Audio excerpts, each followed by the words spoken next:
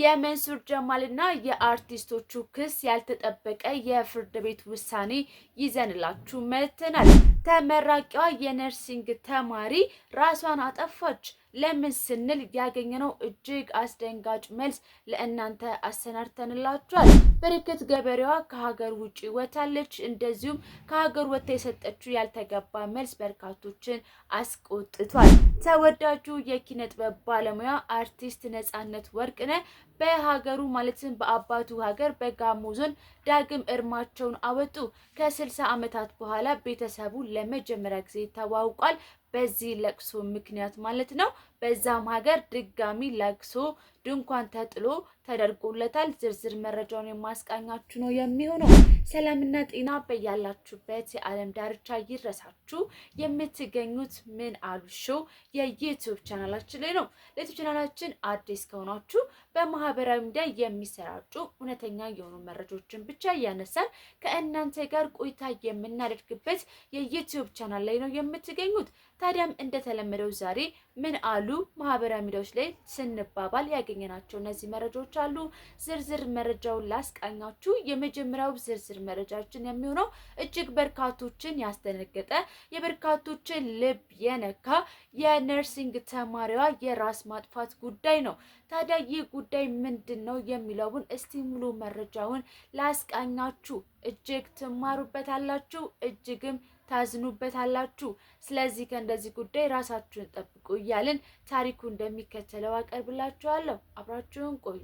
ነቀምት ከተማ ዛሬ እጅግ አዝናለች። ምክንያቱም ነገ ተምራ ተመርቃ ሕዝቤን ታክማለች ብላ ተስፋ የጣለችባትን አንዲት ታዳጊ ተስፈኛና ህልመኛ ሕዝቧን ለማከም ትልቅ ጉጉት የነበራትን ወጣት ሂንሲኒ ተፈሪን አታለች። ወጣቷ ሂንሲኒ ተፈሪ ትባላለች።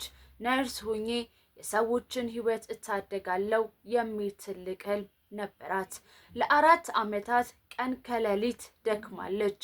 በነቀምቴ ከተማ በሚገኘው የኒው ጄኔሬሽን ኮሌጅ የ4ኛ ዓመት የቢኤስሲ ነርሲንግ ተማሪ ነበረች። ሂንሲኒ ተፈሪ በትምህርቷ ጎበዝ፣ ትጋቷ በጓደኞቿ ዘንድ የምትወደድና ነገ ትልቅ ደረጃ ትደርሳለች ተብሎ ተስፋ የተጣለባት ወጣት ነበረች።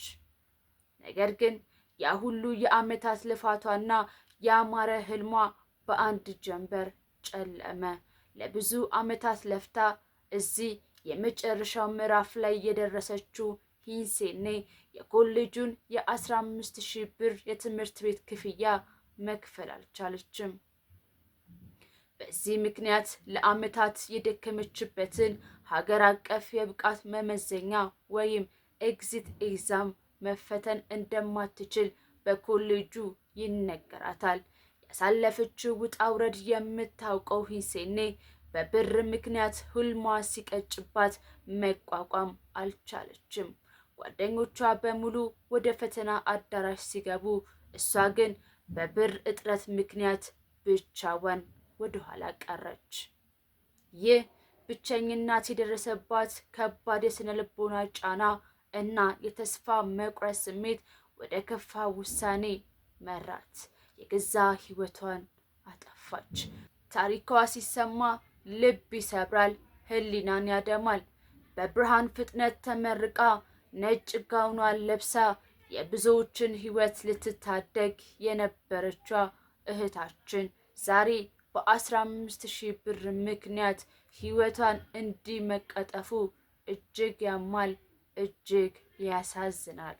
ይህ አሳዛኝ ክስተት ለአንድ ማህበረሰብ ትልቅ የቤት ስራና የህሊና ጥያቄ ነው። ዛሬ ስንት ሂንሲኒዎች በውስጣቸው እየተቃጠሉ የሚረዳቸው አጥተው በተስፋ መቁረጥ ውስጥ ተቀምጠው ይሆን? ሂንሲኒ ለሁላችንም ትልቅ ጥያቄ ፈጥራብን አልፋለች። ትላንትና ቦኒ፣ ዛሬ ደግሞ ሂንሲኒ በነቀምት ራሷን ያጠፋችው የነገዋ ባለተስፈኛ የነርሲንግ ተማሪ በፊት ላይ ብዙዎችን ለመርዳትና ተስፋ ለመስጠት ስታነግብ የነበረችው ታታሪዋ ተመራቂ ሂንሲኒ ዛሬ ግን በህይወት የለችም። ጓደኞቿ ኤግዛም ሲፈተኑ እሷ ግን ብቻዋን ስለቀረች ተስፋ ቆርጣ መቃብርን መርጣለች። ዛሬ በየቤታችሁ ያላችሁ እህት ወንድሞቼ ዛሬም በድጋሚ ይህን ጥሪ አሳልፍላችኋለሁ። በማንኛውም ችግር ውስጥ በምንም አይነት ሁኔታ ውስጥ ብታልፉ ሁሉም ቀን የራሱ የሆነ ቀን አለው። ነገር ግን የተሻለ ቀን ነው። ማንኛውም በጣም የሚያስጠላ ሁኔታ ውስጥ ያላችሁ እህት ወንድሞቼ ካላችሁ ዛሬም እንደምላችሁ እኔም ማናገር ትችላላችሁ። ሁልጊዜም እንደምላችሁ ግን ነገ የተሻለ ቀን ነውና ራሳችሁን አታጥፉ፣ ተስፋ አትቁረጡ።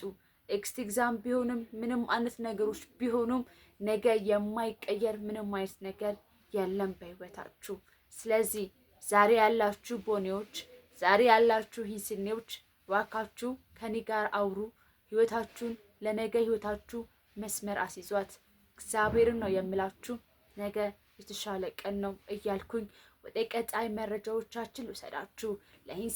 ለሂንሴኔና ለወዳጅ ዘመዶቿ በሙሉ ግን መጽናናትን እንመኛለን። ለዩኒቨርሲቲ ጓደኞቿን ቢሆን ይህን ማጣት እጅግ ከባድ ነውና ለእናንተም ፈጣሪ አብዝቶ መጽናናትን ይስጣችሁ።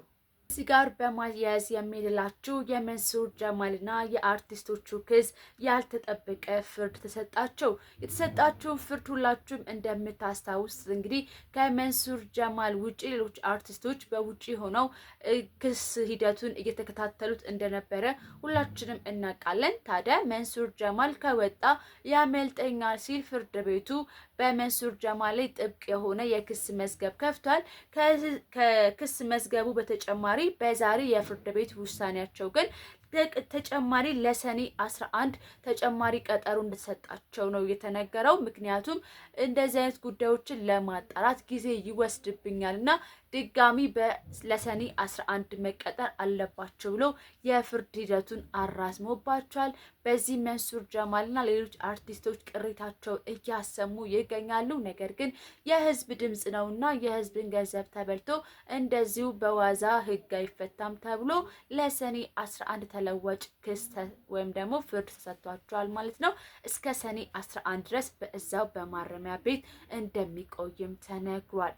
ሌላኛው በረከት ገበሬዋ በአሁንም በህግ እየተፈለገች ትገኛለች። ነገር ግን ከሀገር ውጭ ወታ ከዚህ በኋላ ምንም አይነት ሰዎች እኔ ጋር ስልጣን የላችሁም፣ እኔን አታገኙኝም የሚሉ ማስፈራሪያና ዛቻዎችን እንዲሁም ደግሞ መኩራራት በሚባል አማርኛ ደረጃ እየተናገረች ትገኛለች። ይህም በበርካቶች ዘንድ ትልቅ ቅሬታን ፈጥሯል። እንዴት በዚህ ልክ ትልቅ አመኔታ የተሰጣት ትልቅ ሴት በዚህ ልክ ኢትዮጵያነትን በዚህ ዝቅ አድርጋ ትናገራለች ብሎ በርካቶች ቅሬታቸውን እያሰሙ ይገኛሉ። እሷ ግን ወይ ፍንክች ብላለች።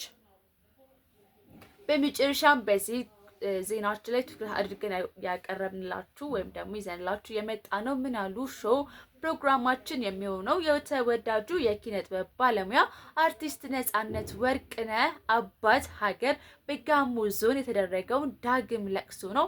ይህ እንግዲህ በጋሞ ዞን ስነ ስርዓት ላይ በአባት ሀገር ድጋሚ ለቅሶ ይደረጋል። ነገር ግን አባቱ ወይም ደግሞ የአቶ ወርቅነህ የሀገር ቦታ ጋሞ ላይ ምን ነገር ተፈጥሮ ነበረ መሰላችሁ? ከሀገራቸው የወጡት ከ60 ዓመታት በፊት ነበርና ከ60 ዓመት በኋላ እንግዲህ ነፂ አርፎ ነው ድጋሚ ቤተሰቡ የተዋወቁት እና የዛ ሀገር ማህበረሰብ ልጆቻቸውን በጭራሽ አያውቋቸውም ነበር። እነ ነፂ ጭምር እዛ ሀገር ማህበረሰቦች አያውቋቸውም ነበር እና አባታቸው ከዛ ሀገር ከጋሞ ወጥተው እንግዲህ በሽሮ ሜዳ አካባቢ ኑሯቸውን አድርገው ይኖሩ የነበረና እነ ነፂም እዚሁ ሀገር የተወለዱ ሰዎች ነበሩ።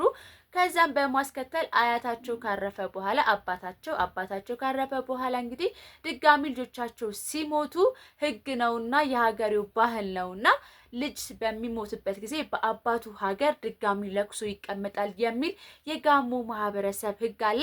ስለዚህ የህግና ባህል ይፈጸም ዘንድ ደግሞ የነፂ ህልፈት ከተሰማ በ80ኛው ቀን እንግዲህ በአባቱ ሀገር ወይም ደግሞ ጭንቻ ተብላ በምትጠራ በጋሞ ዞን ድጋሚ ለቅሶ ተቀምጠው ድኳ ተጥሎ እንደ አዲስ ለቀስተኞች ተሰብስበው ከ60 ዓመት በኋላ ቤተሰብን በመተዋወቅ ያንን ለቅሶ ድጋሚ አድርገዋል። እንግዲህ ከሞቱ በኋላ አዲስ ያመጣውም ነገር መሆኑ እጅግ በርካቶች ሲያነጋግር ነበረ። ከ60 ዓመት በኋላ ተገናኝቶ የማያውቅ ቤተሰብ እንግዲህ አያት ነው የወጣው ከዛ ቦታ የልጅ ልጅ ቦታ በጣም በርካታ ትውልድ ያለበትን ነገር ተመለከት ነው እና በዛም ስፍራ ላይ እንግዲህ እህቱ መሰረት ወርቅነህ እና ወንድሙ ወንደሰን ወርቅነህ ተገኝተው እርማቸውን ከጋሞ ማህበረሰብ ጋር አውጥተው ድጋሚ ለቅሶ ተቀምጠዋል። በነፂ ጉዳይ ማለት ነው። በድጋሚ እንግዲህ የነፂ ሞት ሁላችንም እያንገበገበንና እስካሁን ድረስ ከውስጣችን ያልወጣ ሀዘን ነው። ባለቤቱን በትላንትም በኢቢኤስ ቆይታ ያደረገችውን ቪዲዮ ላይ ቀንላችሁ ነበረ። እጅግ ልብ የሚነካ ቆይታ አድርጋለች። ዛሬም እንግዲህ የነፂ ጉዳይ እንደ አዲስ እየተነሳና የሐውልቱም ጉዳይ አዲስ እልባት እስኪያገኝ መረጃውን እየተከታተልን እንገኛለን። የምትገኙት ምን አሉ ሾው የዩቲዩብ ቻናል ላይ ነው። ማህበራዊ ሚዲያዎቻችን በርካታ ጉዳዮች ነበሩ፣ ግን ለእናንተ ይጠቅማሉ ብለን የመረጥናቸው እነዚህ ርዕሰ ጉዳዮች ናቸው። የሞቱትን ነፍሳቸውን በአጸደ ገነት ያኑርልን፣ ያሉትን ደግሞ በሰላም በጤና ያቆይልን፣ መልካም ዜናዎችን ለመዘገብ ያብቃን እያለን ምን አሉ ሾዋችንን ዛሬ ደግሞ እዚህ ጋር እናበቃለን። ታዲያ አዳዲስ መረጃዎች ሲደርሱን ወቅታዊ ጉዳዮችን ለማግኘት የዩቲዩብ ቻናላችንን ሰብስክራይብ እና ላይክ እያደረጋችሁ ቆዩ። ማንኛውም ሀሳብ አስተያየት ካላችሁ ደግሞ በኮሜንት ሴክሽናችን ላይ ልታጋሩን ትችላላችሁ። እኔ እስካሁን ከእናንተ ጋር ቆንጆ ቆይታ ነበረ ያደረኩት። እናንተም እንደወደዳችሁ ተስፋ አደርጋለሁ። ቸር ቆዩልኝ፣ ሰላም ቆዩልኝ። መልካም ዜናዎችን ለመዘገብ ያብቃልን። መልካም ጊዜ ይሁንላችሁ። ተባረክ።